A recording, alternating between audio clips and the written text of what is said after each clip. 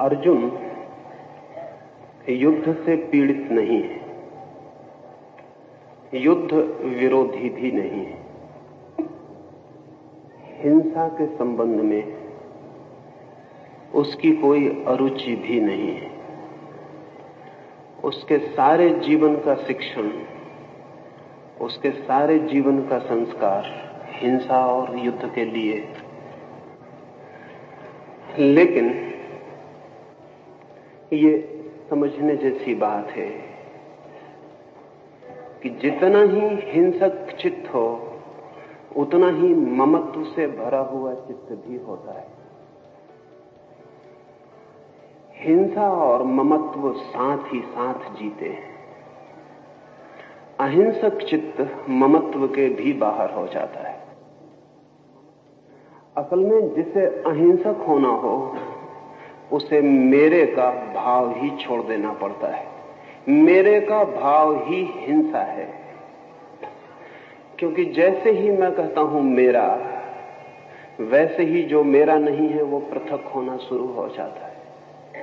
जैसे ही किसी को मैं कहता हूं मित्र, वैसे ही किसी को मैं शत्रु निर्मित करना शुरू कर देता हूं। जैसे ही मैं सीमा खींचता हूं अपनों की, वैसे ही मैं पराओं की सीमा भी खींच देता हूं। समस्त हिंसा अपने और पराये के बीच खींची गई सीमा से पैदा होती है।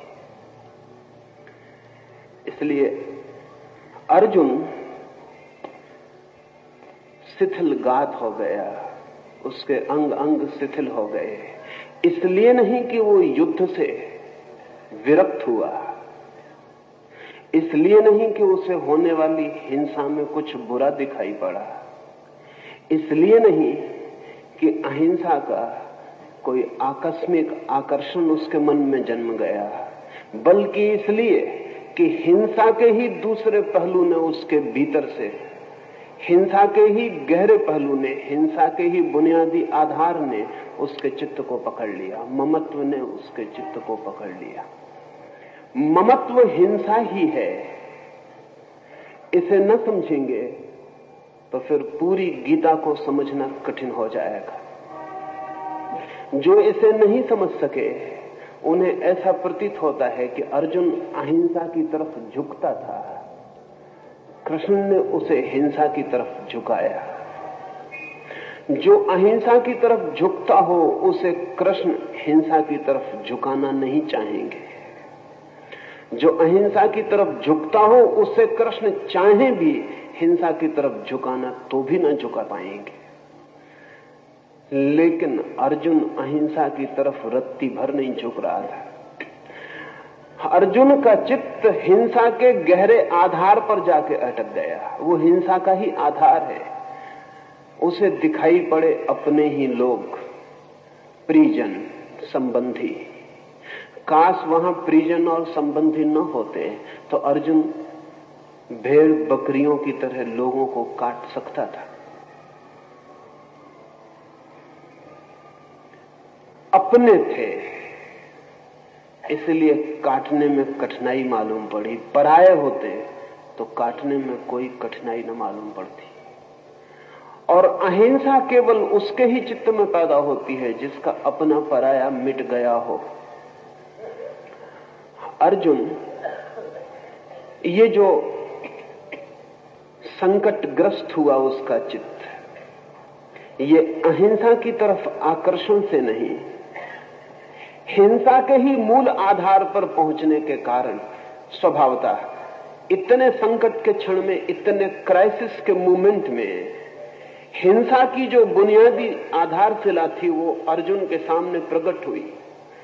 अगर पराये होते तो अर्जुन को पता भी न चलता कि वो हिंसक है। उसे पता भी न चलता कि उसने कुछ बुरा किया।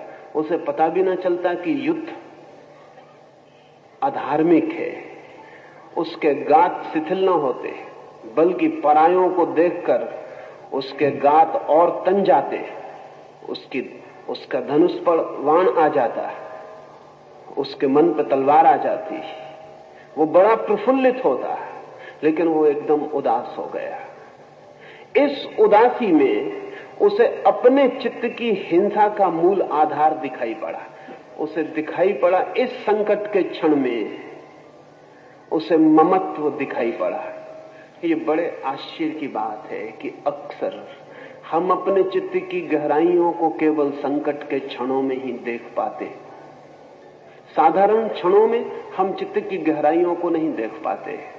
साधारण क्षणों में हम साधारण जीते हैं। असाधारण क्षणों में जो हमारे गहरे से गहरे में छिपा है वो प्रकट होना शुरू हो जाता है। अर्जुन को दिखाई पड़ा मेरे लोग। युद्ध की विभत्सता ने, युद्ध की सन्निकटता ने, बस अब युद्ध शुरू होने को है, तब उसे दिखाई पड़ा मेरे लोग। काश अर्जुन ने कहा होता युद्ध व्यर्थ है, हिंसा व्यर्थ है, तो गीता की किताब निर्मित न होती। लेकिन उसने कहा अपने ही लोग इकट्ठे हैं, उनके काटने के विचार से ही मेरे अंग शिथिल हुए जाते हैं। असल में जिसने अपने जीवन के भवन को अपनों के ऊपर बनाया है, उन्हें काटते क्षण में उसके अंग शिथिल हों, ये बिल्कुल स्वाभाविक है। मृत्यु होती है पड़ोस में, छूती नहीं मन को। कहते हैं बेचारा मर गया। घर में होती है तब इतना कह के नहीं निपट पाते, तब छूती है।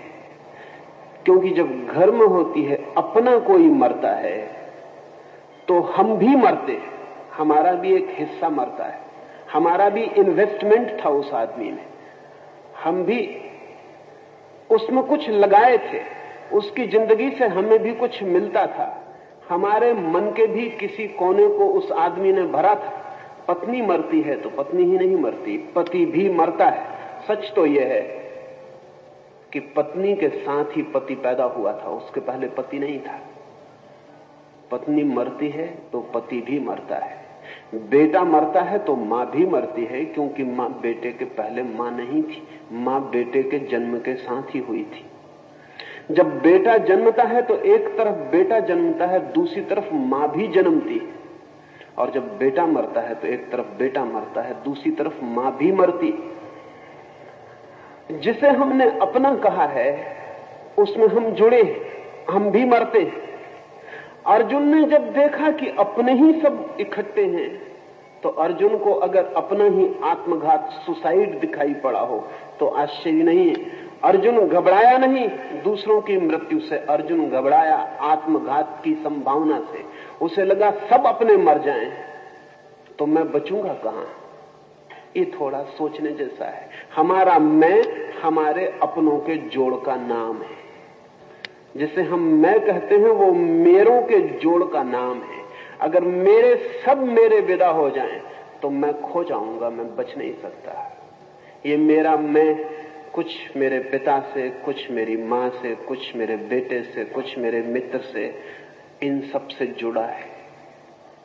आश्चर्य तो यह है कि जिन्हें हम अपने कहते हैं उनसे ही नहीं जुड़ा, जिन्हें हम पराये कहते हैं उनसे भी जुड़ा है, परिधि के बाहर, लेकिन उनसे भी जुड़ा है। तो जब मेरा शत्रु मरता है तब भी थोड़ा मैं मरता हूं, क्योंकि मैं फिर वही नहीं हो सकूंगा जो मेरे शत्रु के होने पर मैं था।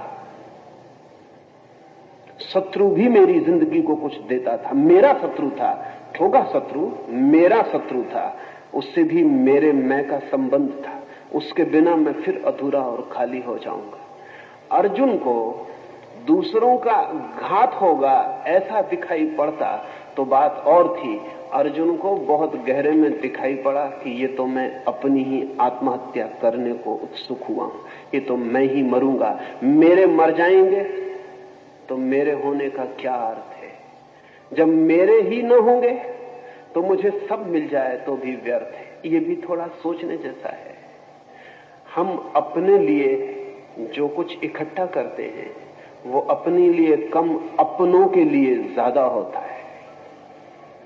जो मकान हम बनाते हैं वो अपने लिए कम, अपनों के लिए ज्यादा होता है।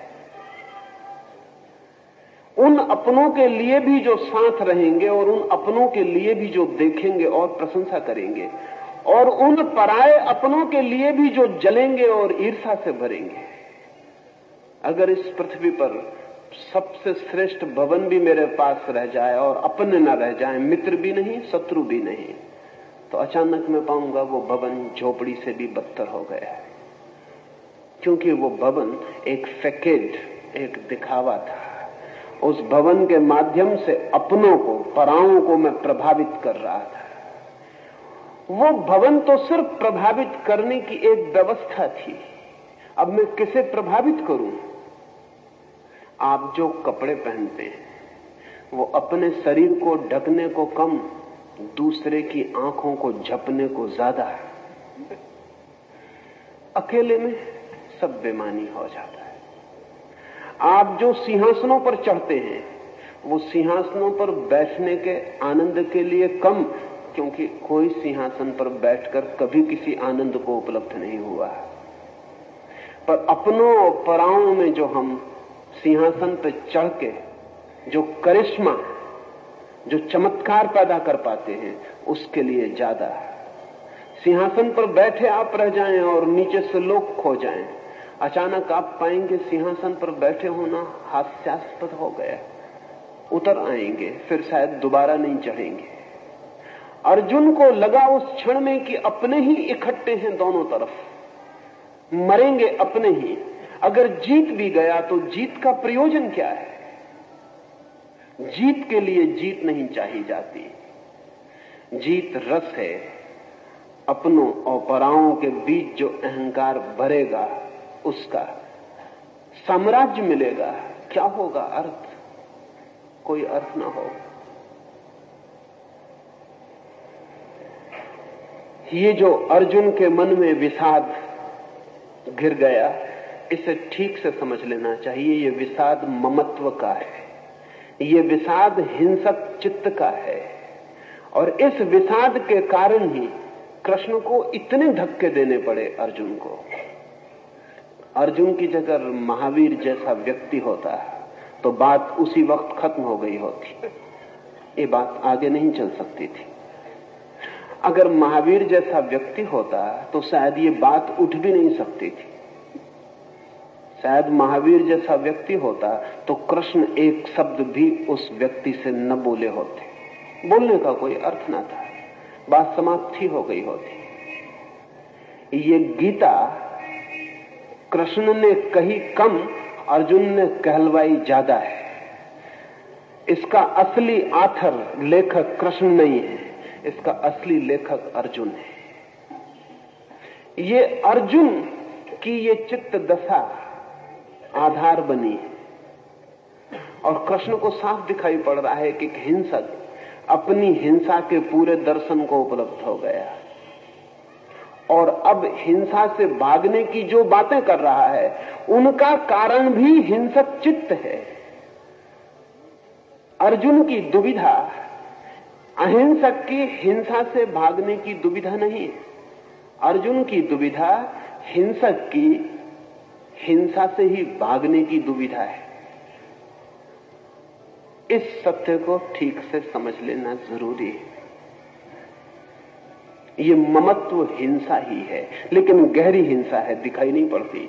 जब मैं किसी को कहता हूं मेरा, तो पजेशन शुरू हो गया, मालकियत शुरू हो गई। मालकियत हिंसा का एक रूप। पति पत्नी से कहता है मेरी, मालकियत शुरू हो गई। पत्नी पति से कहती है मेरे, मालकियत शुरू हो गई। और जब भी हम किसी व्यक्ति के मालिक हो जाते हैं तभी हम उस व्यक्ति की आत्मा का हनन कर देते हैं। हमने मार डाला उसे, हमने तोड़ डाला उसे।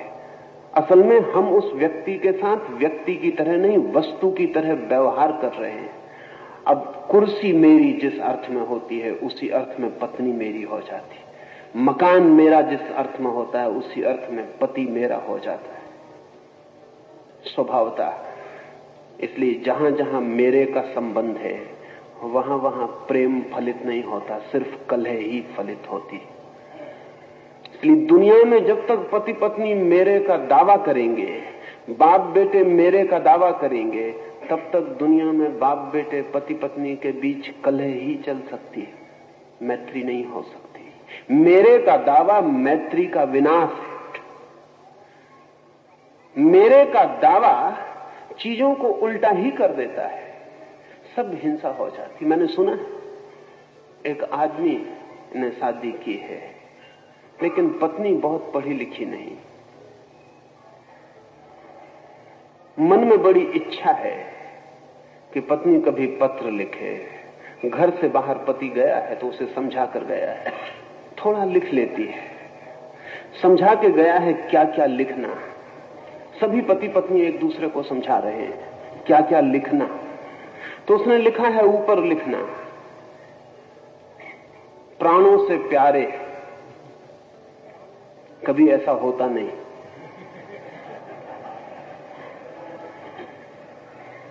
नीचे लिखना, चरणों की दासी। पत्नी का पत्र तो मिला लेकिन कुछ भूल हो गई। उसने ऊपर लिखा चरणों के दास और नीचे लिखा प्राणों की प्यासी।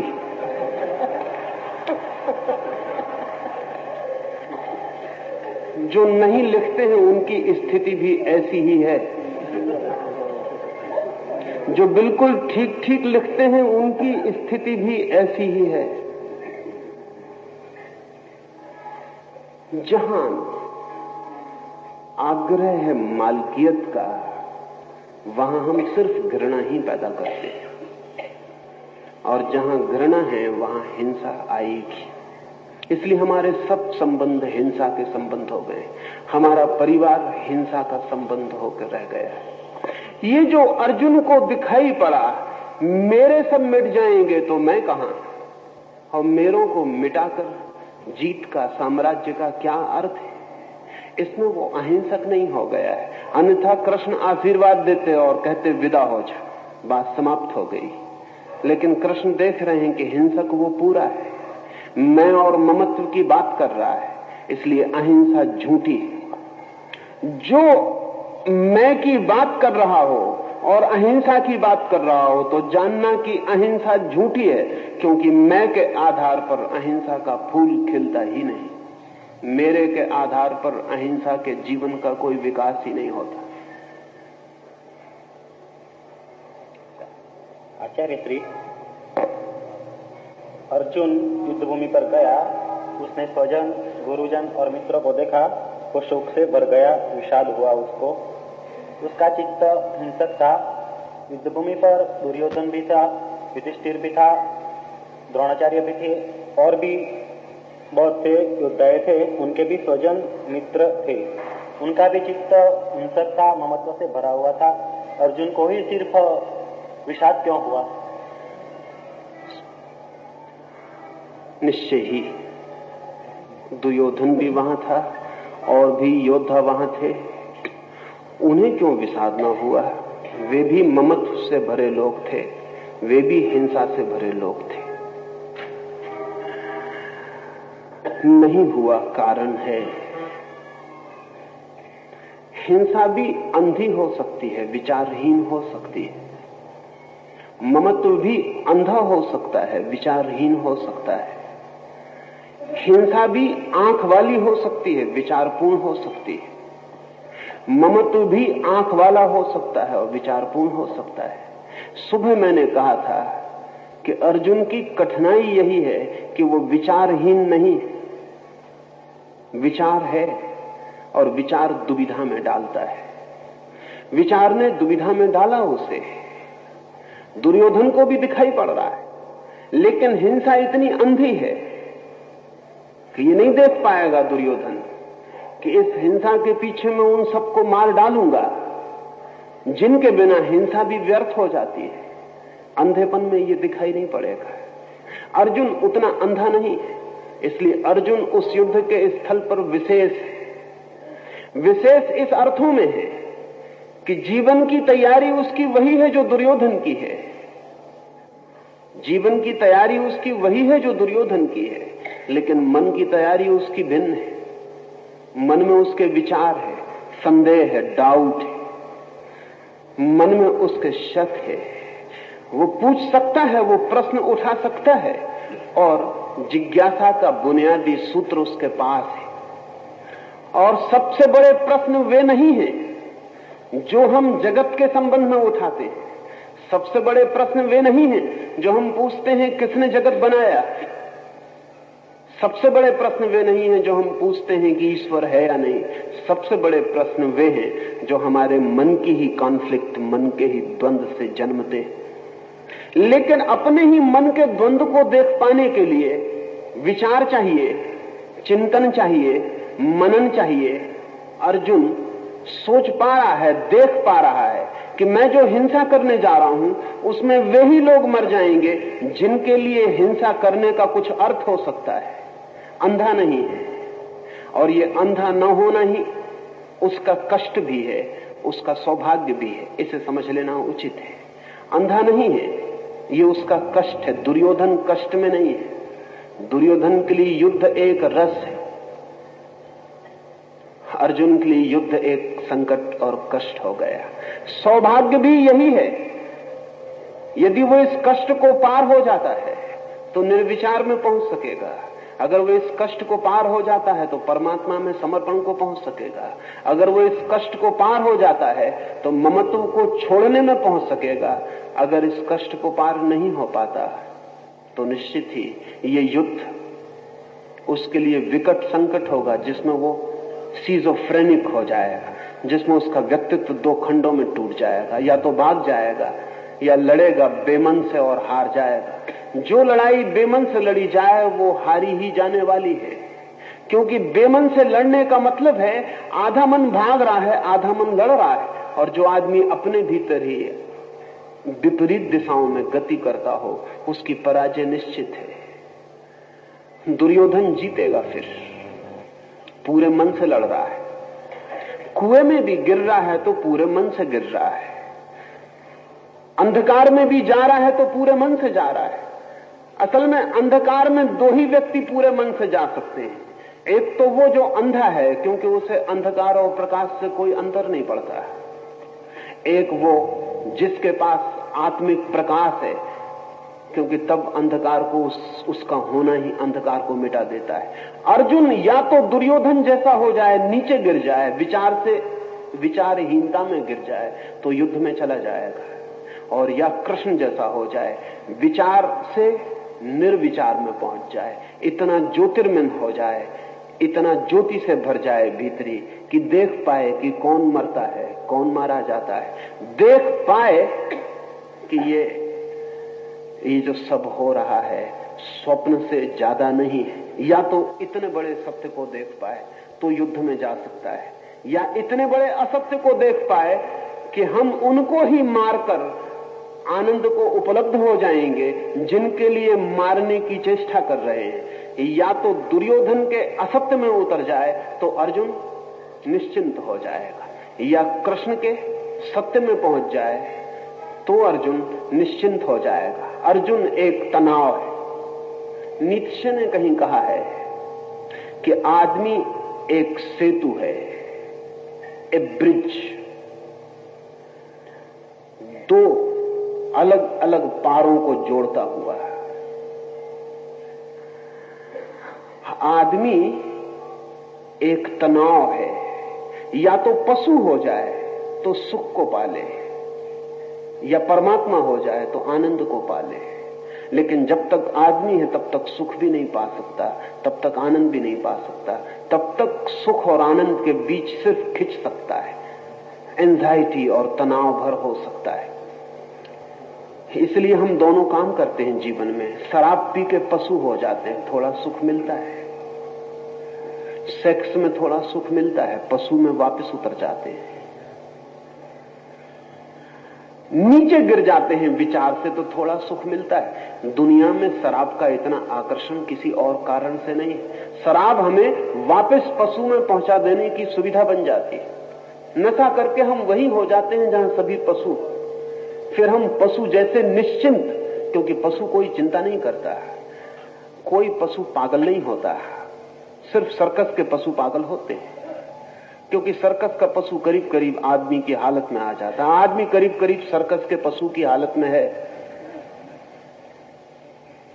कोई पशु पागल नहीं होता, और किसी पशु के लिए विक्षिप्तता, चिंता, अनिद्रा, इंसोमेनिया, ऐसी बीमारियां नहीं आती। कोई पशु आत्मघात नहीं करता, सुसाइड नहीं करता, क्योंकि आत्मघात के लिए बहुत चिंता इकट्ठी हो जानी जरूरी है। बड़े मजे की बात है, कोई पशु बोर्डम अनुभव नहीं करता, वो कभी ऊबता नहीं। एक भैंस है, वो रोज घास वही चरती रहेगी, वो कभी नहीं ऊबती। ऊबने का कोई सवाल नहीं है। ऊबने के लिए विचार चाहिए, बोर्डम के लिए, ऊब के लिए विचार चाहिए। इसलिए मनुष्यों में जो जितना ज्यादा विचारशील है उतना ऊबेगा, मनुष्यों में जो जितना ज्यादा विचारशील है उतना चिंता से भर जाएगा, मनुष्यों में जो जितना ज्यादा विचारशील है वो पागल हो सकता है, मनुष्यों में जो जितना ज्यादा विचारशील है वो विक्षिप्त हो सकता है। लेकिन ये एक ही पहलू है। दूसरा पहलू ये है कि जो विक्षिप्त होने की स्थिति को पार कर जाए वो विमुक्त भी हो सकता है, और जो चिंता को पार कर जाए वो निश्चिंतता के सजग आनंद को उपलब्ध हो सकता है, और जो तनाव को पार कर जाए वो विश्रांति के उस अनुभव को पा सकता है जो सिर्फ परमात्मा में विश्राम से उपलब्ध होती है। अर्जुन मनुष्य का प्रतीक है, दुर्योधन पशु का प्रतीक है, कृष्ण परमात्मा के प्रतीक है। वहां 3 प्रतीक हैं उस युद्ध स्थल पर। अर्जुन डमाडोल है, वो दुर्योधन और कृष्ण के बीच डमाडोल है। उसे निश्चिंतता मिल सकती है, he can be at ease. अगर वो दुर्योधन हो जाए, अगर वो कृष्ण हो जाए, अर्जुन रहते कोई सुविधा नहीं है, अर्जुन रहते तनाव है, अर्जुन रहते मुश्किल है। उसकी मुश्किल यही है कि दुर्योधन हो नहीं सकता, कृष्ण होना समझ में नहीं आता, और जो है वहां टिक नहीं सकता, क्योंकि वो बीच का तरंग भर है, वहां टिका नहीं जा सकता। कोई भी सेतु मकान बनाने के लिए नहीं होता। अकबर ने फतेहपुर सीकरी बनाई तो वहां एक पुल पर, एक ब्रिज पर उसने वाक्य लिखवाया, सेतु पार करने को है, सेतु निवास के लिए नहीं। और ठीक लिखा। जो भी आदमी सेतु पर निवास बनाएगा वो मुश्किल में पड़ेगा। कहीं भी लौट जाएं, पशु हो जाएं कि परमात्मा हो जाएं, आदमी नियति नहीं है। आदमी होना संकट है, क्राइसिस है। आदमी अंत नहीं है। आदमी अगर ठीक से हम समझें तो ना तो पशु है और ना परमात्मा है। न तो वो पशु हो पाता क्योंकि पशु को पार कर चुका है, और ना वो परमात्मा हो पाता क्योंकि परमात्मा को पहुंचना है। मनुष्य सिर्फ परमात्मा और पशु के बीच डोलता हुआ अस्तित्व है। हम 24 घंटे में कई बार दोनों कोनों पर पहुंच जाते हैं। क्रोध में वही आदमी पशु के निकट आ जाता है, शांति में वही आदमी परमात्मा के निकट पहुंच जाता है। हम दिन में 24 घंटे में बहुत बार नरक और स्वर्ग की यात्रा कर लेते हैं। बहुत बार क्षण में स्वर्ग में होते हैं, क्षण में नरक में उतर जाते हैं। नरक में पछताते हैं, फिर स्वर्ग की चेष्टा शुरू हो जाती है। स्वर्ग में पैर जमा नहीं पाते, फिर नरक में पहुंचना शुरू हो जाता है। और तनाव का एक नियम है कि तनाव सदा विपरीत में आकर्षण पैदा कर देता है।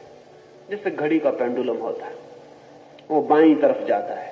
जब बाईं तरफ जाता है तब हमें लगता है कि बाईं तरफ जा रहा है, लेकिन जो घड़ी के विज्ञान को समझते हैं वो ये भी जानते हैं कि वो बाईं तरफ जाते समय दाईं तरफ जाने की शक्ति इकट्ठी कर रहा है, मोमेंटम इकट्ठा कर रहा है।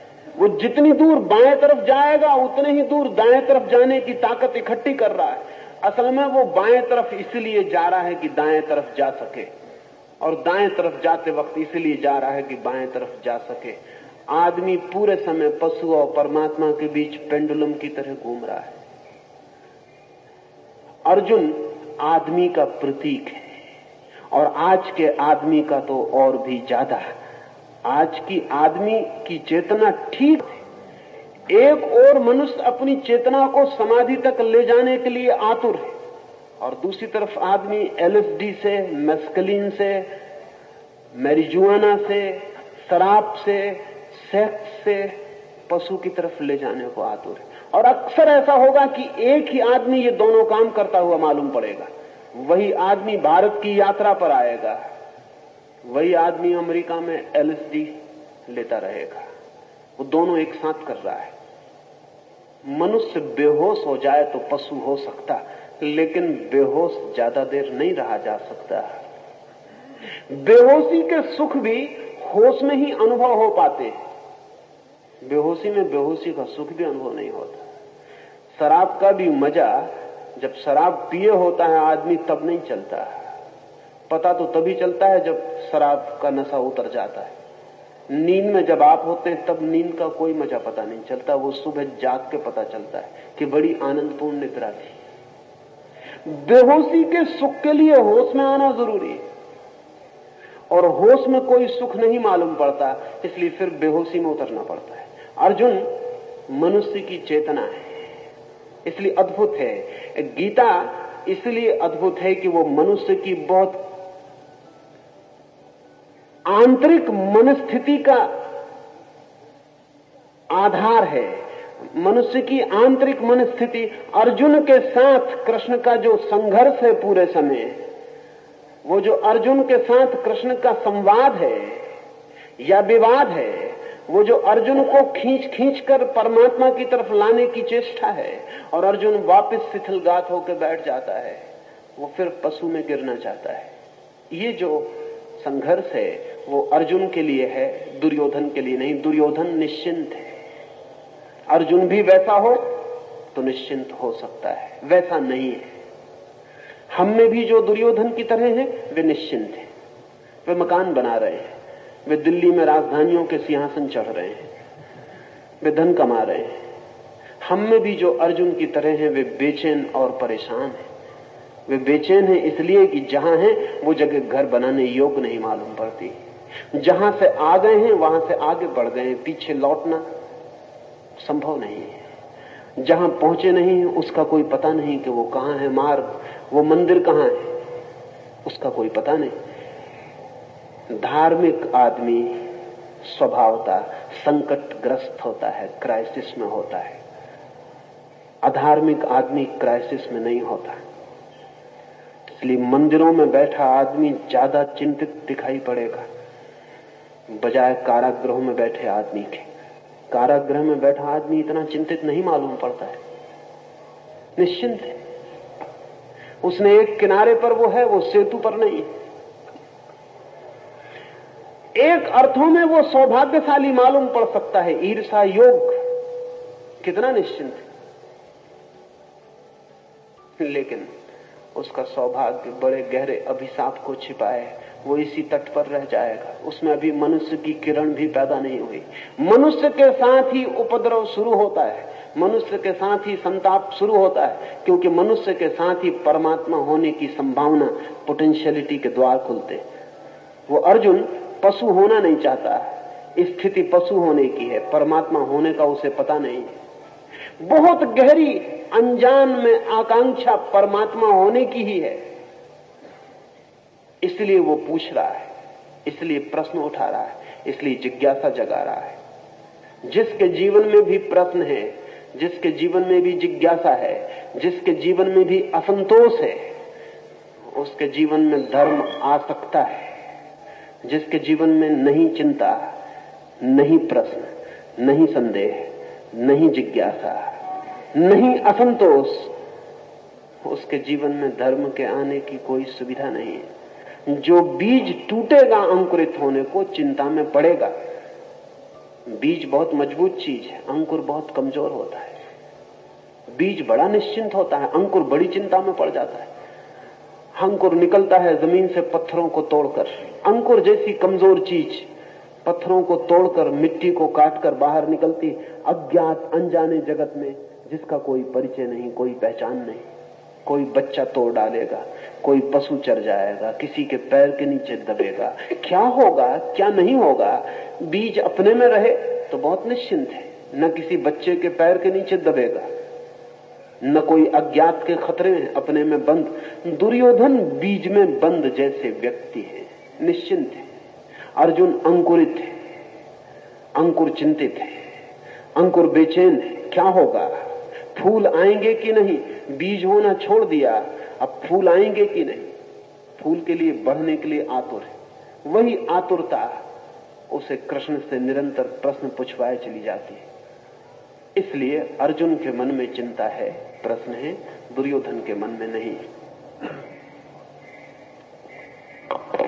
आचार्य जी, कृपया ये बताइए कि मनुष्य के सामने द्वंद्वात्मक दशा बार बार आती रहती है, तो वो द्वंद्व भरी दशा को पार करने के लिए मूल आधार कौन सा होना चाहिए, और द्वंद्व भरी दशा को हम विकास पोषक किस तरह बना सके, और जो द्वंद्व दशा होती है उसमें से हमने हमारा संकल्प और निश्चय नक्की कर लिया, जो सत्य कर लिया, उसका मूल चीज कौन सी होती है हमारे सामने।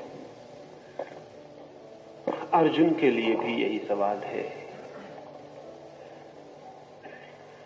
इस सवाल को आमतौर से आदमी जैसा हल करता है वैसा ही अर्जुन भी करना चाहता है।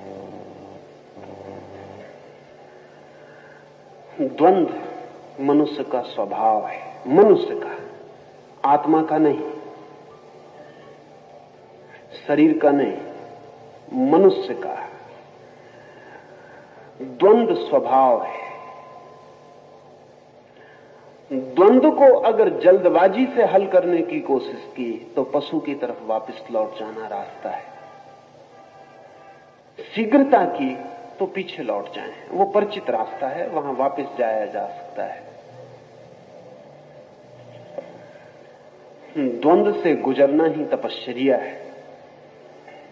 धैर्य से द्वंद्व को झेलना ही तपश्चर्या है, और द्वंद्व को झेलकर ही व्यक्ति द्वंद्व के पार होता है। इसलिए कोई जल्दी से निश्चय कर ले सिर्फ द्वंद्व को मिटाने के लिए, तो उसके निश्चय काम के नहीं है, वो नीचे गिर जाएगा, वो वापस गिर रहा है। पशु बहुत निश्चयात्मक है, पशुओं में डाउट नहीं है, बड़े निश्चय में जी रहे हैं, बड़े विश्वासी हैं, बड़े आस्तिक मालूम होते हैं, पर उनकी आस्तिकता आस्तिकता नहीं है, क्योंकि जिसने नास्तिकता नहीं जानी उसकी आस्तिकता का अर्थ कितना है। और जिसने नहीं कहने का कष्ट नहीं जाना वो हां कहने के आनंद को उपलब्ध नहीं हो सकता है। और जिसने संदेह नहीं किया उसकी श्रद्धा दो कौड़ी की है।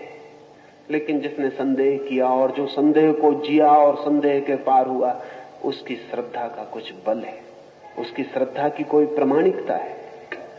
तो एक तो रास्ता यह है कि जल्दी कोई निश्चय कर ले, और निश्चय करने के बहुत रास्ते आदमी पकड़ लेता है। किसी शास्त्र को पकड़ ले तो निश्चय हो जाएगा, शास्त्र निश्चय की भाषा में बोल देगा कि ऐसा ऐसा करो और विश्वास करो। जिसने शास्त्र पकड़ के निश्चय किया उस आदमी ने अपने मनुष्य होने से इंकार कर दिया। उसे एक अवसर मिला था विकास का, उसने खो दिया। गुरु को पकड़ लो, जिसने गुरु को पकड़ लिया उसने अवसर खो दिया। एक संकट था जिसमें बेसहारा गुजरने के लिए परमात्मा ने उसे छोड़ा था, उसने उस संकट से बचाव कर लिया। वो संकट से बिना गुजरे रह गया, और आग में गुजरता तो सोना निखरता, वो आग में गुजरा ही नहीं, वो गुरु की आड़ में हो गया तो सोना निखरेगा भी नहीं। निश्चय करने को आपसे नहीं कहता, आप निश्चय करोगे कैसे? जो आदमी द्वंद्व में है उसका निश्चय भी द्वंद्व से भरा होगा। जब द्वंद्व में है तो निश्चय करेंगे कैसे? द्वंद्व से भरा आदमी निश्चय नहीं कर सकता, करना भी नहीं चाहिए। द्वंद्व को जिए, द्वंद्व में तपे, द्वंद्व में मरे और खपे, द्वंद्व को भोगे, द्वंद्व की आग से भागे मत, क्योंकि जो आग दिखाई पड़ रही है उसी में कचरा जलेगा और सोना बचेगा। द्वंद्व से गुजरे, द्वंद्व को नियति समझे, वो मनुष्य की डेस्टिनी है, वो उसका भाग्य है, उससे गुजरना ही होगा, उसे जिए, जल्दी ना करें, निश्चय जल्दी ना करें। हाँ, द्वंद्व से गुजरे तो निश्चय आएगा, द्वंद्व से गुजरे तो श्रद्धा आएगी, लानी नहीं पड़ेगी। लाई गई श्रद्धा का कोई भी मूल्य नहीं, क्योंकि जो श्रद्धा लानी पड़ी है उसका मतलब ही है कि अभी आने के योग मन न बना था, जल्दी ले आए। जो श्रद्धा बनानी पड़ी है उसका अर्थ ही है कि पीछे द्वंद्वग्रस्त मन है, वो भीतर जिंदा रहेगा, ऊपर से परत श्रद्धा की हो जाएगी, वो ऊपर ऊपर काम देगी, समय पर काम नहीं देगी। जब कठिन समय होगा, मौत सामने खड़ी होगी, तो बहुत पक्का विश्वास कर लिया था कि आत्मा अमर है। जब गीता पढ़ते थे तब पक्का विश्वास रहा था, जब रोज सुबह मंदिर जाते थे तब पक्का था कि आत्मा अमर है। और जब डॉक्टर पास खड़ा हो जाएगा उसका चेहरा उदास दिखाई पड़ेगा और घर के लोग भागने दौड़ने लगेंगे और नाड़ी की गति गिरने लगेगी, तब अचानक पता चलेगा कि पता नहीं आत्मा अमर है या नहीं। क्योंकि लाख कहें गीताएं, उनके कहने से आत्मा अमर नहीं हो सकती। आत्मा अमर है इसलिए वे कहती हैं, ये दूसरी बात है, लेकिन उनके कहने से आत्मा अमर नहीं हो सकती।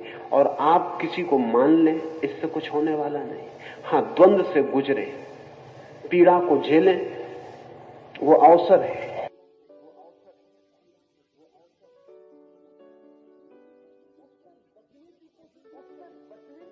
उससे बचने की कोशिश मत करें। अर्जुन भी बचने की कोशिश कर रहा है, लेकिन कृष्ण उसे बचाने की कोशिश नहीं कर रहे, वो पूरे द्वंद्व को खींचते हैं। अन्यथा कृष्ण कहते कि बेफिक्र हो, मैं सब जानता हूं, बेकार की बातचीत मत कर, मुझ पे श्रद्धा रख और कूद जा। ऐसा भी कह सकते थे, इतनी लंबी गीता कहने की जरूरत ना थी। इतनी लंबी गीता अर्जुन के द्वंद्व के प्रति बड़ा सम्मान है।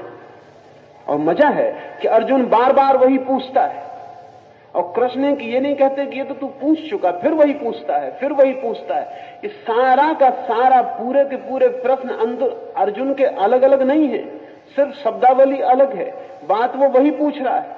उसका द्वंद्व बार बार लौट आ रहा है। कृष्ण उससे ये नहीं कहते कि चुप, अश्रद्धा करता है, चुप, अविश्वास।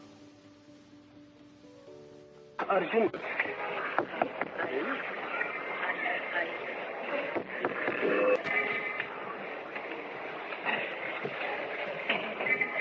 होता है, वही बार बार दौरा है।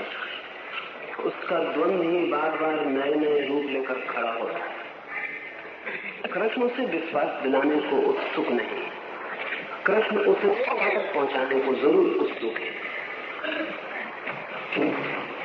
और विश्वास और श्रद्धा में बड़ा फर्क है। विश्वास वो है जो हम संदेह को हल किए बिना ऊपर से आरोपित कर लेते हैं। श्रद्धा वो है जो संदेह के गिर जाने से फलित होती है।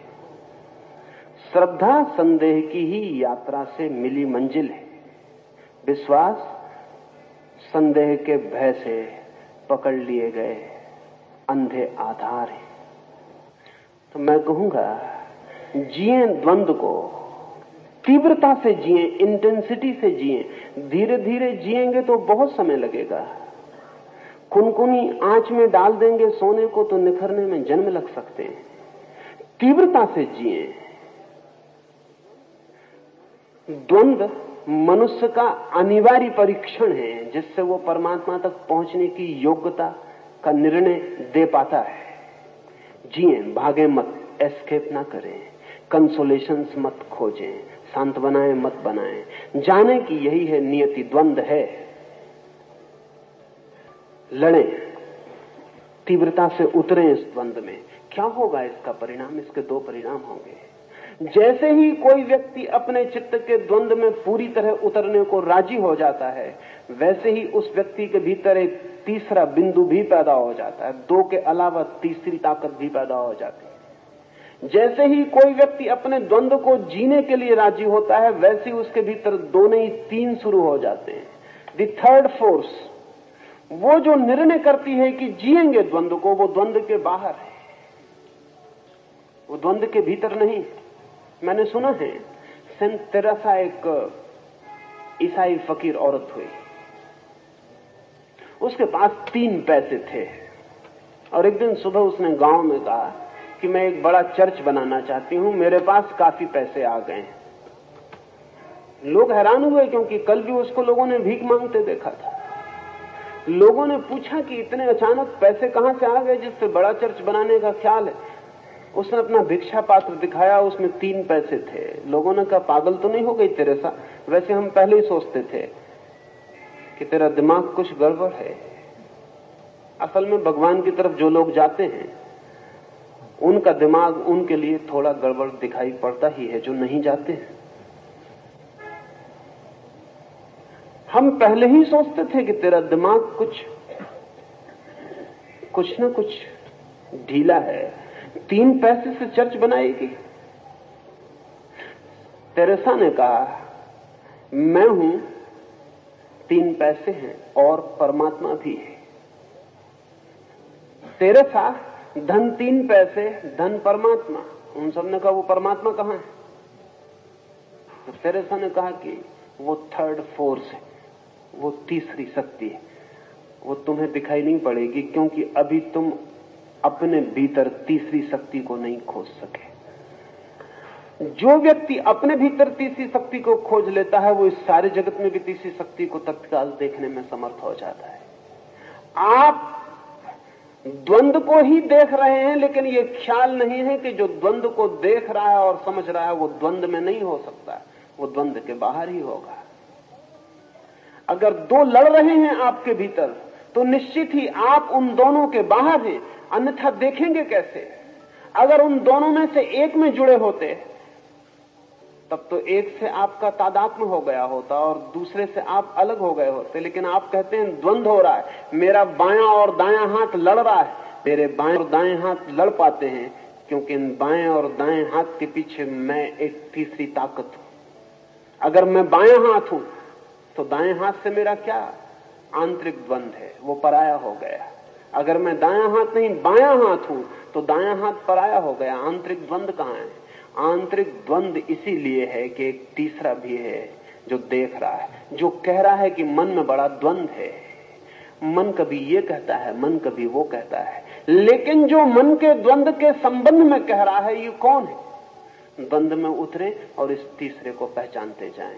जैसे जैसे द्वंद में उतरेंगे ये तीसरा साक्षी, ये विटनेस दिखाई पड़ना शुरू हो जाएगा। और जिस दिन ये तीसरा दिखाई पड़ा उसी दिन द्वंद से विदा होना शुरू हो जाएंगे। तीसरा नहीं दिखाई पड़ता इसलिए द्वंद है, तीसरा दिखाई पड़ता है तो जोड़ शुरू हो जाता है। पर द्वंद से भागे मत, द्वंद की प्रक्रिया अनिवार्य है, उससे ही गुजर कर वो जो द्वंद के पार है, ट्रांसेंडेंटल है, उसे पाया जाता है। पूरी गीता उस तीसरे बिंदु पर ही खींचने की कोशिश है अर्जुन को। पूरे समय अर्जुन को खींचने की चेष्टा कृष्ण की यही है कि वो तीसरे को पहचान ले, वो तीसरे को पहचान ले। तीसरे की पहचान के लिए सारा श्रम है। वो तीसरा सबके भीतर है और सबके बाहर भी है, लेकिन जब तक भीतर न दिखाई पड़े तब तक बाहर दिखाई नहीं पड़ सकता है। भीतर दिखाई पड़े तो बाहर वही वही दिखाई पड़ने लगता है। आचार्य श्री, आपने धनंजय को सिंबल ऑफ ह्यूमन एट्रीब्यूट्स, मानवीय गुणों का प्रतीक बताया और सार्त्र के कथन से he is condemned to be anxiety ridden. तो स्वजन हत्या के ख्याल से धनंजय का कंप जाना क्या मानवीय नहीं था? युद्ध निवृत्ति का उसका विचार मोहवशात भी प्रकृति संगत नहीं था? शेक्सपियर के हेमलेट की तरह अर्जुन का विषाद की टू किल और नॉट टू किल, मारना या न मारना प्रकार का था। तिलक ने गीता रहस्य में अर्जुन की विषाद दशा का साम्य हेमलेट की मनस्थिति में ढूंढ निकाला, ये उचित है? शास्त्र जो कहता है वो अर्जुन के लिए बिल्कुल ठीक ही कहता है। अर्जुन की भी संकट अवस्था एग्जिस्टेंशियल ही थी। शास्त्र कामो या उनामुनो या जेस्पर या हाइडेगर, पश्चिम में जो भी अस्तित्ववादी विचार रखे वे ठीक अर्जुन की मनस्थिति में। इसलिए सावधान रहना, पश्चिम में कृष्ण पैदा हो सकता है, क्योंकि जहां अर्जुन की मनस्थिति हो वहां कृष्ण के पैदा होने की संभावना हो जाती। पूरा पश्चिम एग्जिस्टेंशियल क्राइसिस में, पूरे पश्चिम के सामने मनुष्य की चिंतातुरता एकमात्र सत्य होकर खड़ी हो गई है। क्या करें और क्या न करें, इधर आर, यह या वह, क्या चुने क्या न चुने, कौन सा मूल्य चुनने योग्य है, कौन सा मूल्य चुनने योग्य नहीं है, सब संदिग्ध हो गया। और ध्यान रहे कि पश्चिम में भी ये जो अस्तित्ववादी चिंतन पैदा हुआ, ये 2 युद्धों के बीच से पैदा हुआ है। शास्त्र या कामो या उनामुनो, पिछले 2 महायुद्धों की परिणति है। पिछले 2 महायुद्धों ने पश्चिम के चित्त में भी वो स्थिति खड़ी कर दी है जो अर्जुन के चित्त में महाभारत के सामने खड़ी हो गई थी। विगत 2 युद्धों ने पश्चिम के सारे मूल्य डगमगा दिए और अब सवाल यह है कि लड़ना नहीं लड़ना, लड़ने से क्या होगा। और ठीक स्थिति वैसी है कि अपने सब मर जाएंगे तो लड़ने का क्या अर्थ है। और जब युद्ध की इतनी विकट स्थिति खड़ी हो जाए तो शांति के समय में बनाए गए सब नियम संदिग्ध हो जाएं तो आश्चर्य नहीं। ये ठीक सवाल उठाया है शास्त्र। ठीक अर्जुन की मनस्थिति में खतरा दूसरा है। शास्त्र की मनस्थिति से खतरा नहीं है, शास्त्र अर्जुन की मनस्थिति में है, लेकिन समझ रहा है कृष्ण की मनस्थिति में खतरा वहां है। अर्जुन की मनस्थिति में जिज्ञासा करे ठीक है, प्रश्न पूछे ठीक है, वो उत्तर दे रहा है, खतरा वहां है। खतरा यहां है कि शास्त्र जिज्ञासा नहीं कर रहा, शास्त्र पूछ नहीं रहा कि क्या है ठीक, शास्त्र उत्तर दे रहा है कि कुछ भी ठीक नहीं है। शास्त्र उत्तर दे रहा है कि कुछ भी ठीक नहीं है, कोई मूल्य नहीं है, अस्तित्व अर्थहीन है, मीनिंगलेस है।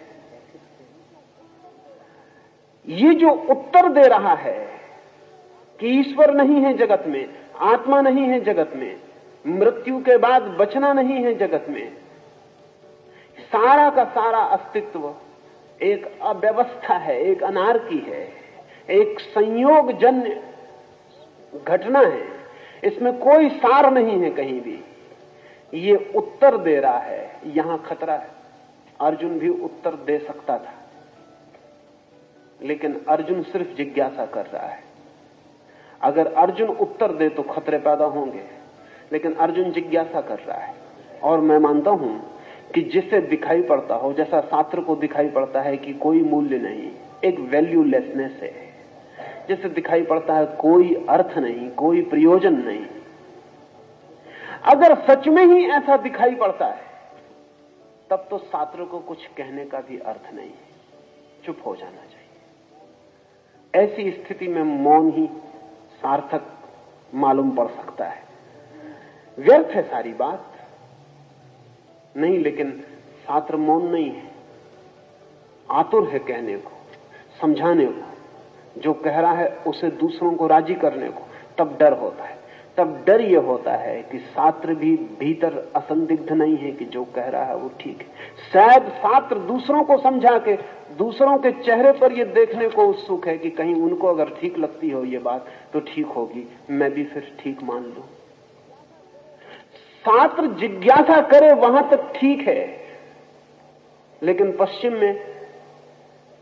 में एग्जिस्टेंशियलिस्ट विचारक जिज्ञासा को उत्तर बना रहे हैं। और जब जिज्ञासा उत्तर बनती है और जब शिष्य गुरु हो जाता है और जब पूछना ही बताना बन जाता है, तब एक क्राइसिस ऑफ वैल्यूज पैदा होती, जो कि पश्चिम में पैदा हुई। सब अस्त व्यस्त हो गया है, सब अस्त व्यस्त हो गया। उस अस्त व्यस्तता में कहीं कोई राह नहीं दिखाई पड़ती। नहीं दिखाई पड़ती इसलिए नहीं कि राह नहीं है, राह तो सदा है, लेकिन अगर हम ये मान ही लें कि राह है ही नहीं, यही हमारा उत्तर बन जाए, तो फिर राह दिखाई पड़नी असंभव है। अर्जुन ये नहीं मानता। अर्जुन बड़ी जिज्ञासा कर रहा है कि राह होगी। मैं खोजता हूं, मैं पूछता हूं, आप मुझे बताएं। वो कृष्ण को कह रहा है आप मुझे बताएं, आप मुझे समझाएं, मैं अज्ञानी हूं, मुझे कुछ पता नहीं है। विनम्र है अर्जुन का अज्ञान, विनम्र है। शास्त्र का अज्ञान विनम्र नहीं है, शास्त्र का अज्ञान बहुत असर्टिव है, खतरा है। और जब अज्ञान असर्टिव होता है, जब अज्ञान मुखर होता है, तो जितने खतरे होते हैं उतने खतरे और किसी बात से नहीं होते। लेकिन अक्सर ऐसा होता है कि अज्ञान मुखर होता है। अर्जुन पूछ रहा है, वो कहता है मुझे पता नहीं है, मैं संदेह में पड़ गया हूं, मैं डूबा जा रहा हूं संकट में, मुझे कोई मार्ग दें, लेकिन मार्ग हो सकता है, इसकी उसकी खोज जारी है। मैं मानता हूं कि अर्जुन सात्र से ज्यादा साहसी है, क्योंकि इतनी गहन निराशा में भी मार्ग की खोज बड़े साहस की बात है। सात्र उतना साहसी नहीं है, उसके वक्तव्य बहुत साहसी मालूम पड़ते हैं, उतना साहसी नहीं है। असल में कई बार ऐसा होता है कि अंधेरी गली में आदमी निकलता है तो सीटी बजाता हुआ निकलता है। सीटी बड़ी साहसी मालूम पड़ती आसपास सोए हुए लोगों को, लेकिन सीटी बजाने से साहस पता नहीं चलता, उससे सिर्फ इतना ही पता चलता है कि आदमी डर रहा है। वो सीटी साहस का सबूत नहीं होती, वो सिर्फ भय को छिपाने की चेष्टा होती है।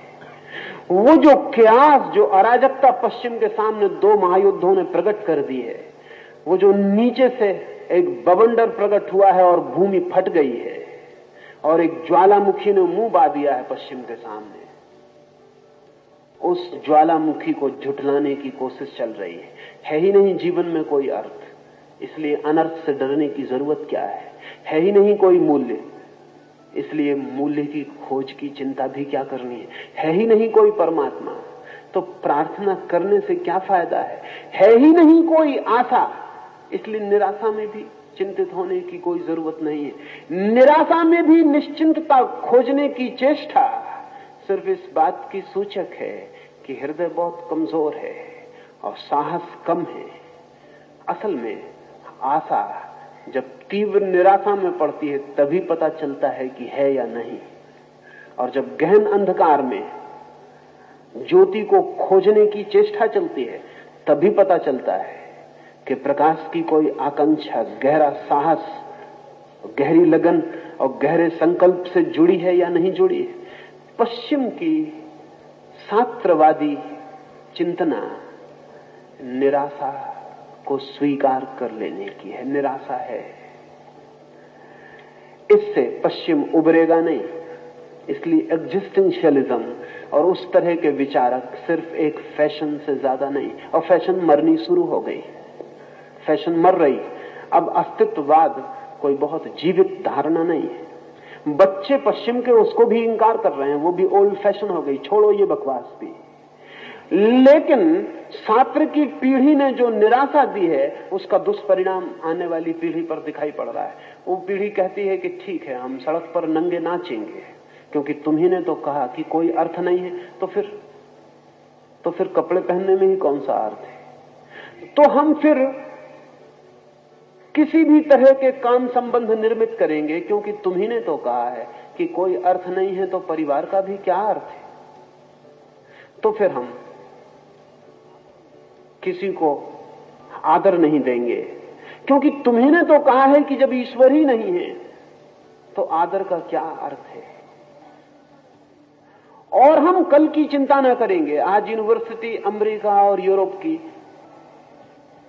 लड़के खाली करके भाग रहे हैं, उनसे कहते हैं उनके माँ बाप की पढ़ो, तो वो कहते हैं कल का क्या भरोसा। तुम्ही ने तो कहा है कि सब अनिश्चित है, तो पढ़ लिख के भी क्या होगा। और वो लड़के पूछते हैं कि हिरोशिमा में भी लड़के पढ़ रहे थे कॉलेज में, फिर एटम गिर गया और सब समाप्त हो गया। हम भी पढ़ेंगे, तुम एटम तैयार कर रहे हो, किस दिन गिरा दोगे कुछ पता नहीं, तो हमें जी लेने दो, जो 2-4 क्षण हमें मिले हमें जी लेने दो। तो पश्चिम में जो जीवन का एक विस्तार है, टाइम में, समय में जो एक जीवन की यात्रा है, वो एकदम खंडित हो गई, क्षण पर टिक गया। अभी जो है कर लो, अगले क्षण का कोई भरोसा नहीं, और अगले क्षण के भरोसे को करोगे भी क्या। अंततः तो मृत्यु ही है, अगला क्षण मृत्यु है। टाइम जो है वो डेथ का पर्यायवाची हो गया पश्चिम में। समय और मृत्यु एक ही अर्थ के हो गए। अभी जो है और कोई मूल्य नहीं है। अभी एक व्यक्ति ने कई हत्याएं की और जब अदालत ने उससे पूछा तो उसने कहा क्या हर्ज है, जब सभी को मर ही जाना है तो मैंने मरने में सहायता की, और वो तो मर ही जाते हैं, उनके मारने से मुझे थोड़ा आनंद मिला है, उसके ले लेने में हर्ज क्या है। जब कोई मूल्य ही नहीं है तो ठीक है। सात्र की पीढ़ी पश्चिम को एक खोखलेपन से, एक हालोनेस से भर गई, क्योंकि उसके पास उत्तर नहीं था, सिर्फ प्रश्न थे और उसने प्रश्नों को ही उत्तर बता दिया। अगर अर्जुन जीत जाए तो इस मुल्क में भी हालोनेस पैदा हो जाए। अर्जुन नहीं जीता और कृष्ण जीत गए। वो एक संघर्ष था बड़ा अर्जुन और कृष्ण के बीच। अगर अर्जुन को शक सवार हो जाए और धुन सवार हो जाए गुरु होने की, और वो अपनी जिज्ञासाओं को उत्तर बना दे और अपने प्रश्नों को उत्तर बना दे और अपने अज्ञान को ज्ञान मान ले, तो इस मुल्क में भी वही स्थिति पैदा हो जाती जो पश्चिम में अस्तित्ववादी चिंतन के कारण पैदा हुई है। स्थिति वही है, लेकिन पश्चिम के पास अभी भी कृष्ण नहीं है। लेकिन इस सिचुएशन में कृष्ण पश्चिम में पैदा हो सकते हैं, और इसलिए बहुत आश्चर्य की बात नहीं है कि कृष्ण कॉन्शसनेस जैसे आंदोलन पश्चिम के मन को पकड़ रहे हैं। कोई आश्चर्य नहीं है कि पश्चिम की सड़कों पर लड़के और लड़कियां ढोल पीटकर और कृष्ण का भजन कर रहे हैं। ये कोई आश्चर्य नहीं है, ये आकस्मिक नहीं है। इस जगत में आकस्मिक कुछ भी नहीं होता। इस जगत में एक फूल भी खिलता है तो लंबे कारण होते हैं। अगर लंदन की सड़क पर कोई हरे कृष्ण का भजन ढोल पर पीटता हुआ घूमता है तो यह आकस्मिक नहीं है। यह पश्चिम के चित्त में कहीं कोई गहरी पीड़ा है। अर्जुन तो मौजूद हो गया, कृष्ण कहां है? प्रश्न तो खड़ा हो गया, उत्तर कहां है? उत्तर की तलाश पैदा हुई है। इसलिए ठीक सवाल था ये। लेकिन मैं अर्जुन को मनुष्य का प्रतीक कहता हूं, और अर्जुन को जो ममत्व पकड़ा वो भी मनुष्य की मनुष्यता है। लेकिन नीत्शे का एक वचन आपसे कहूं। नीत्शे ने कहा है, अभागा होगा वो दिन जिस दिन मनुष्य से पार होने की आकांक्षा छोड़ देगा। अभागा होगा वो दिन जिस दिन मनुष्य की प्रत्यंचा पर मनुष्य को पार करने वाला तीर ना खींचेगा। अभागा होगा वो दिन जिस दिन मनुष्य होने से तृप्त हो जाएगा। ठीक, मनुष्य मंजिल नहीं है, पड़ाव है, उसे पार होना ही है। अर्जुन मंजिल नहीं है, पड़ाव है। स्वाभाविक है आदमी के लिए अपनों को चाहे, स्वाभाविक है आदमी के लिए अपनों को मारने से डरे, स्वाभाविक है आदमी के लिए इधर आर पकड़े, यह या वह करूं या ना करूं, चिंता आए। लेकिन जो मनुष्य के लिए स्वाभाविक है वो जीवन का अंत नहीं है, और मनुष्य के लिए जो स्वाभाविक है वो सिर्फ मनुष्य के लिए स्वाभाविक है। और उस स्वभाव में चिंता और पीड़ा और तनाव भी जुड़े हैं, अशांति, दुख और विक्षिप्तता भी जुड़ी है। मनुष्य को अगर हम स्वाभाविक समझें तो वो स्वाभाविकता वैसी ही है जैसे कैंसर स्वाभाविक है, टीबी स्वाभाविक है, लेकिन टीबी के स्वभाव के साथ पीड़ा भी जुड़ी है। ऐसे ही मनुष्य को अगर हम पशु की तरफ से देखें तो मनुष्य एक एवोल्यूशन, एक विकास है, और अगर परमात्मा की तरफ से देखें तो एक डिसीज, एक बीमारी। अगर हम पशु की तरफ से देखें तो मनुष्य एक विकास है, और अगर परमात्मा की तरफ से देखें तो मनुष्य एक बीमारी है, एक डिसीज। ये अंग्रेजी का शब्द डिसीज बहुत अच्छा है, ये दो शब्दों से बना है। डिस ईज, उसका मतलब सिर्फ होता है बेचैनी, नॉट एट ईज। तो आदमी एक डिसीज है, एक बेचैनी है अगर परमात्मा की तरफ से देखें। और अगर पशु भी हमारे संबंध में सोचते होंगे तो वे भी नहीं सोचते होंगे कि हम विकास हैं, वो भी सोचते होंगे कि हमारे बीच से कुछ लोग गड़बड़ हो गए, विक्षिप्त हो गए, इनका दिमाग खराब हो गया, सिवाय परेशानी के।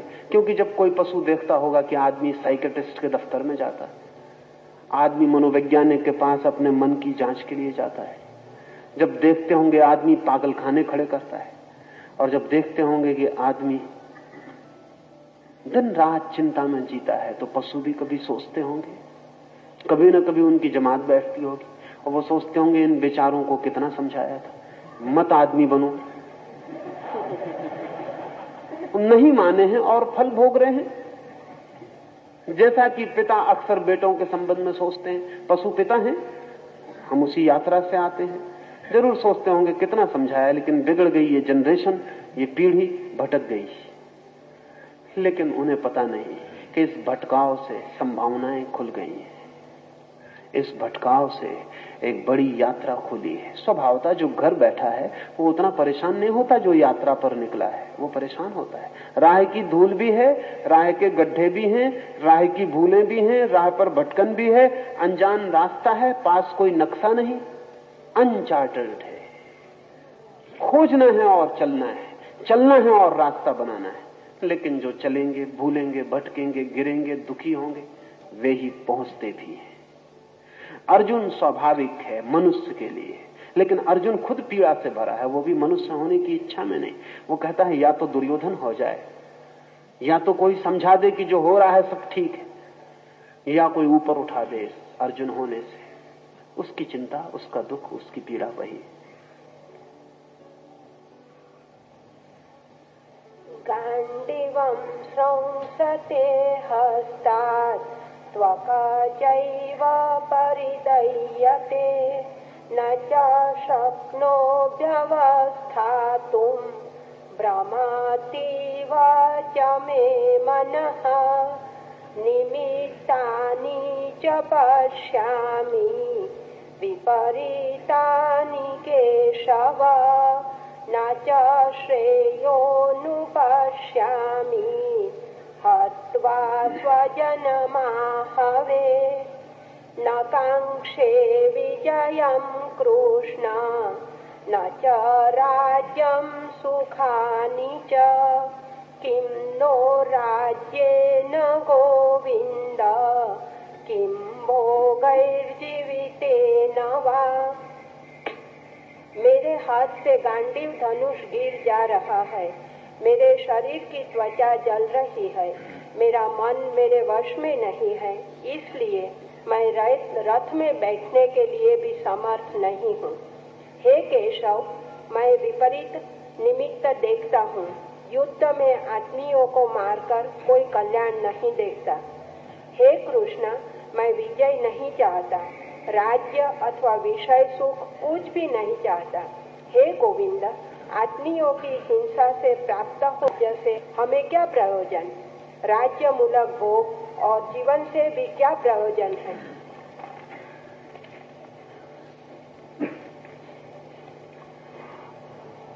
अर्जुन के अंग शिथिल हो गए,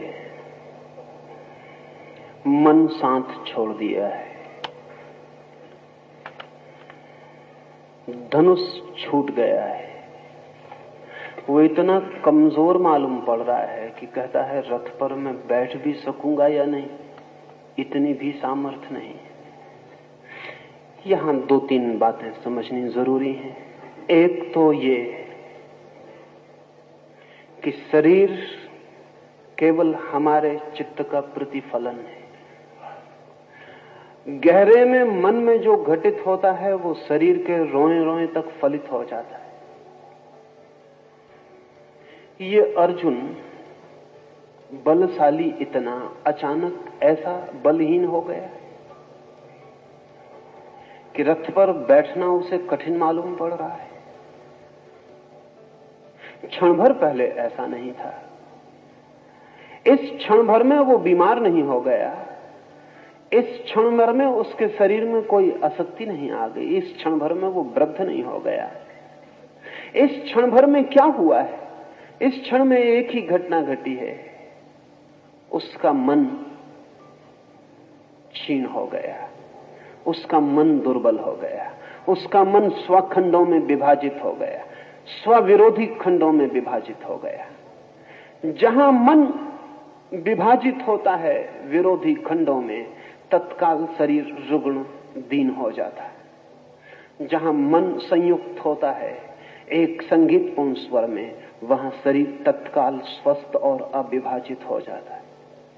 उसके धनुष का गिर जाना, उसके हाथ पैर का कपना, उसके रोंों का खड़ा हो जाना सूचक है। इस बात का सूचक है कि शरीर हमारे मन की छाया से ज्यादा नहीं है। नहीं, पहले ऐसा ख्याल नहीं था। वैज्ञानिक कहते रहे हैं कि मन हमारा शरीर की छाया से ज्यादा नहीं है। जो इस भ्रांत चिंतन को मानकर सोचते रहे वे लोग भी यही कहते रहे हैं। बृहस्पति भी यही कहेंगे, एपिकुरस भी यही कहेगा, कार्ल मार्क्स और एंजल्स भी यही कहेंगे कि वो जो चेतना है वो केवल बाई प्रोडक्ट है। वो जो भीतर मन है वो केवल हमारे शरीर की उप उत्पत्ति है, वो केवल शरीर की छाया है। अभी अमेरिका में दो मनोवैज्ञानिक थे, जेम्स और लेंगे। उन्होंने एक बहुत अद्भुत सिद्धांत प्रतिपादित किया था और वर्षों तक स्वीकार किया जाता रहा। जेम्स लेंगे थ्योरी उनके सिद्धांत का नाम था। बड़ी मजे की बात उन्होंने कही थी। उन दोनों ने यह सिद्ध करने की कोशिश की थी कि सदा से हम ऐसा समझते रहे हैं कि आदमी भयभीत होता है इसलिए भागता है। उन्होंने कहा नहीं, ये गलत है, क्योंकि अगर शरीर प्रमुख है और मन केवल उप उत्पत्ति है तो सच्चाई उल्टी होनी चाहिए। उन्होंने कहा मनुष्य चूंकि भागता है इसलिए भय अनुभव करता है।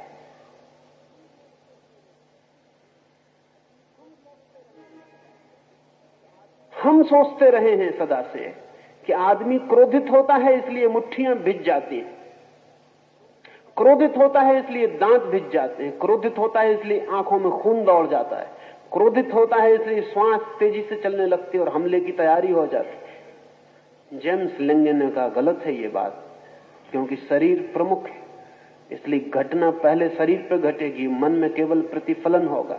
मन सिर्फ एक मिरर है, एक दर्पण, इससे ज्यादा नहीं। इसलिए उसने कहा कि नहीं, बात उल्टी है। आदमी चूंकि मुट्ठियां भींच लेता है और आदमी चूंकि दांत कस लेता है और चूंकि शरीर में खून तेजी से दौड़ता है, श्वास तेज चलती है, इसलिए क्रोध पैदा होता है। फिर उसने सिद्ध करने के लिए, और यहां तर्क का बहुत मजेदार मामला है, और तर्क कभी कभी कैसे गलत रास्तों पर ले जाता है वो देखने जैसा है। उसने कहा तो मैं ये कहता हूं कि एक आदमी बिना भागे हुए और बिना शरीर पर भागने का कोई प्रभाव हुए भयभीत होकर बता दे, या एक आदमी बिना आंखें लाल किए, मुट्ठियां बांधे, दांत बीचे, क्रोध करके बता दे। मुश्किल है बात, कैसे बताइएगा क्रोध करके? तब उसने, दोनों ने कहा कि तब ठीक है, जब इसके बिना क्रोध नहीं हो सकता तो क्रोध इनका ही जोड़ है, इससे ज्यादा कुछ भी नहीं। लेकिन पता नहीं जेम्स लेंगे को किसी ने क्यों नहीं कहा कि इससे उल्टा होता है। एक अभिनेता क्रोध करके बता सकता है, आंखें लाल करके बता सकता है, दांत भींच सकता है, हाथ भींच सकता है, फिर भी भीतर उसके कोई क्रोध नहीं होता। और एक अभिनेता प्रेम करके बता सकता है, और जितना अभिनेता बता सकता है उतना शायद कोई भी नहीं बता सकता। भीतर उसके कोई प्रेम नहीं होता है।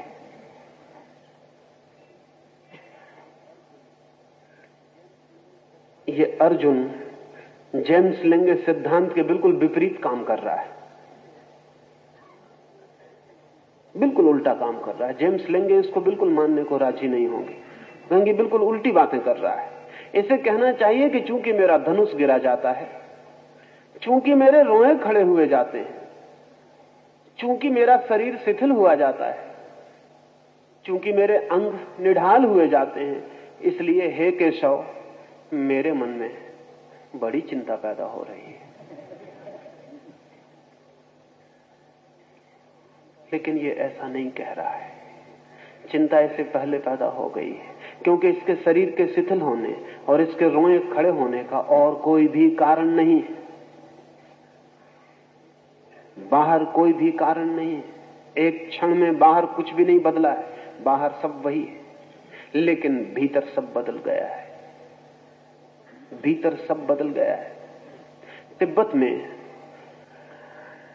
लहासा यूनिवर्सिटी में विद्यार्थियों का भी शिक्षण जो होता था उसमें भी योग का कुछ वर्ग अनिवार्य था, और एक तिब्बत का नियमित प्रयोग लहासा यूनिवर्सिटी में चलता था, उसमें भी विद्यार्थियों को उत्तीर्ण होना जरूरी था, और वो था हीट योग। वह शरीर में भीतर से मन के कारण गर्मी पैदा करने की प्रक्रिया। अजीब, सिर्फ मन से बाहर बर्फ पड़ रही है और आदमी नग्न खड़ा है और उसके शरीर से पसीना चू रहा है।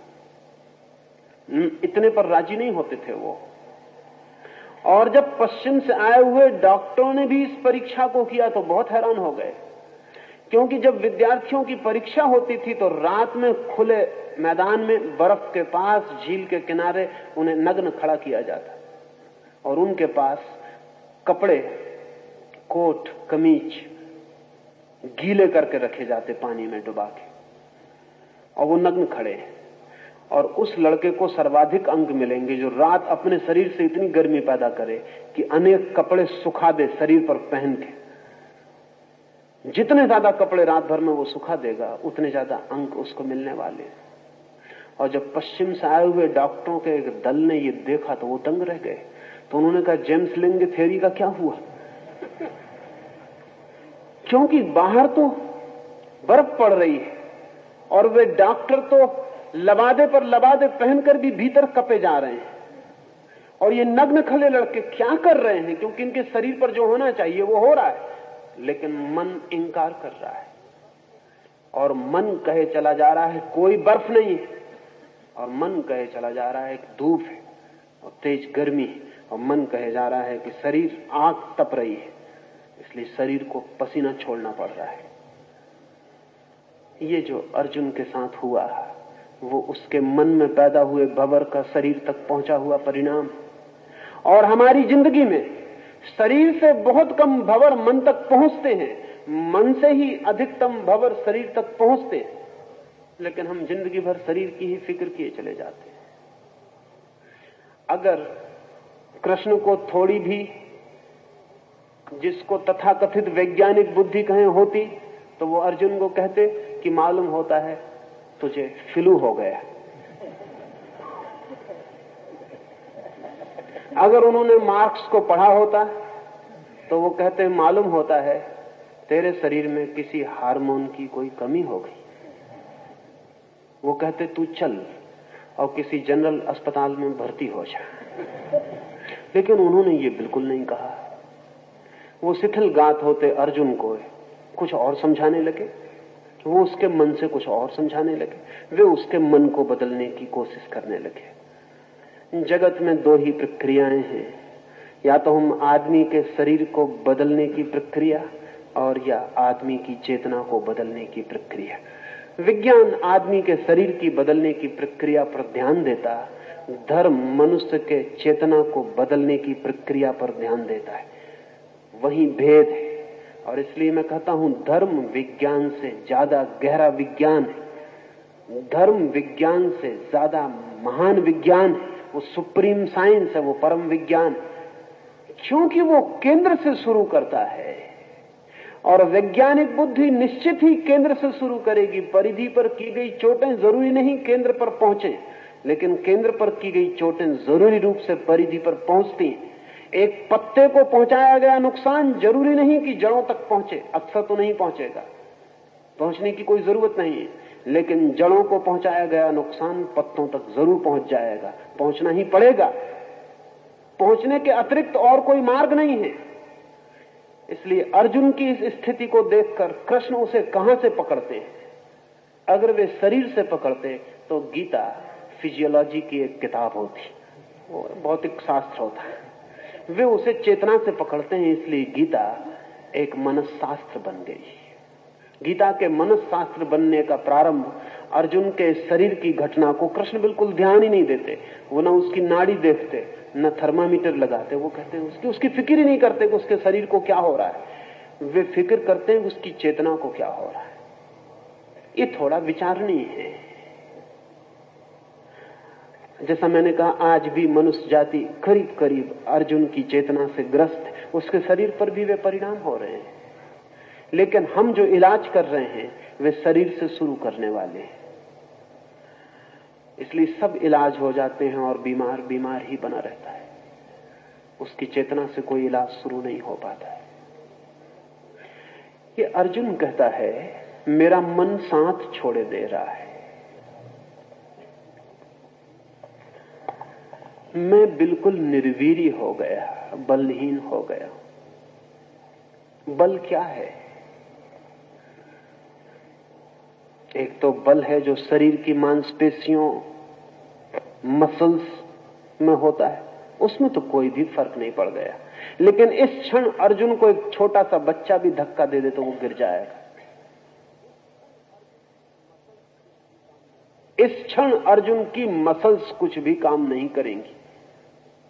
एक छोटा सा बच्चा उसे हरा सकता है। ये मस्कुलर ताकत कुछ अर्थ की नहीं मालूम होती। एक और बल है जो संकल्प से, विल से पैदा होता है। सच तो यह है कि वही बल है जो संकल्प से पैदा होता है।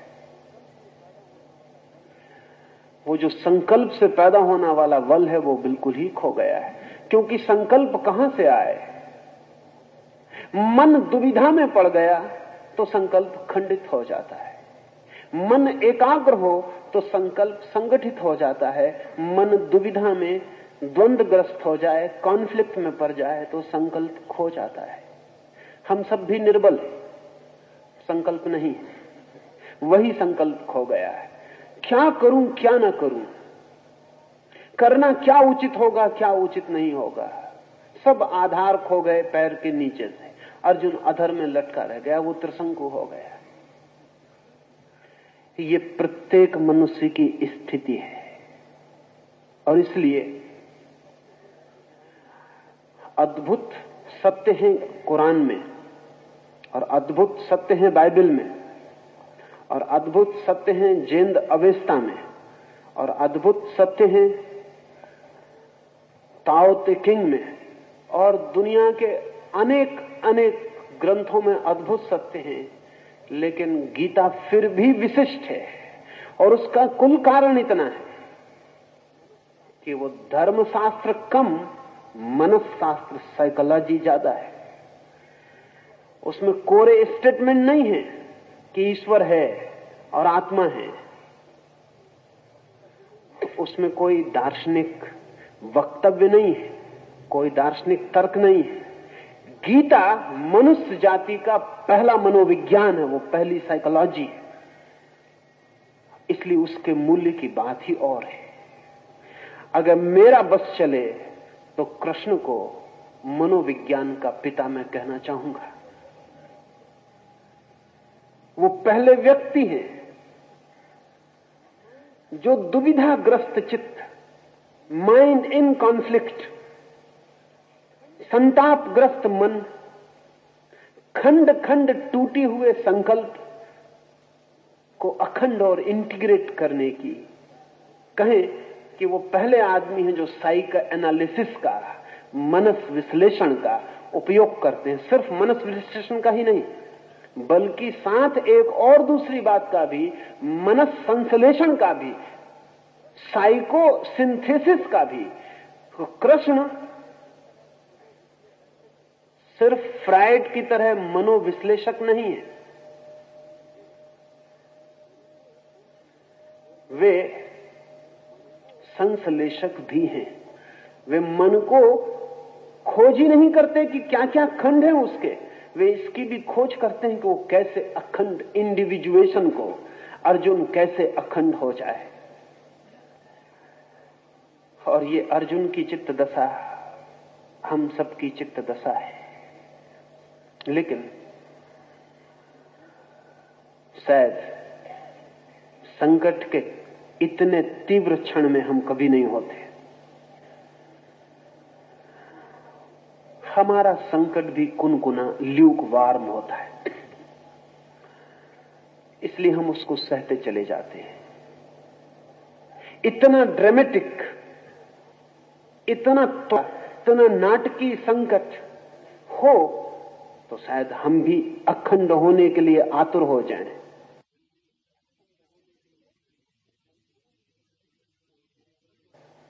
मैंने सुना है कि एक मनोवैज्ञानिक एक उबलते हुए बाल्टी में पानी में एक मेंढक को डाल दिया था। वो मेंढक तत्काल छलांग लगा के बाहर हो गया। वो मेंढक अर्जुन की हालत में पड़ गया था। उबलता हुआ पानी, मेंढक कैसे एडजस्ट करे, छलांग लगा के बाहर हो गया। घंटे में उबलने तक लाया, वो करता रहा धीरे धीरे गर्म।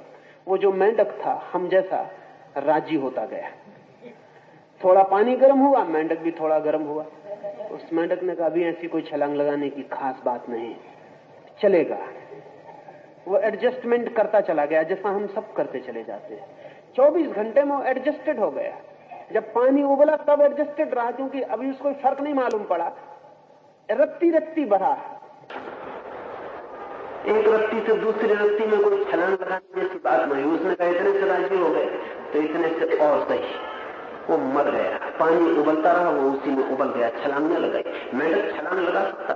अब मेंढक को छलांग लगाने से ज्यादा स्वाभाविक और कुछ भी नहीं है, मगर वो न हो सका। अर्जुन उबलते हुए पानी में एकदम पड़ गया है।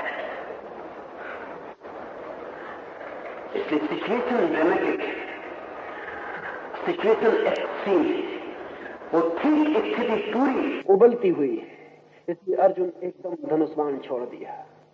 हम अपनी तराजू भी नहीं छोड़ सकते इस तरह, हम अपना गज भी नहीं छोड़ सकते इस तरह, हम अपनी कलम भी नहीं छोड़ सकते इस तरह, और रथ पर ही बैठने में एकदम इतना कमजोर हो गया।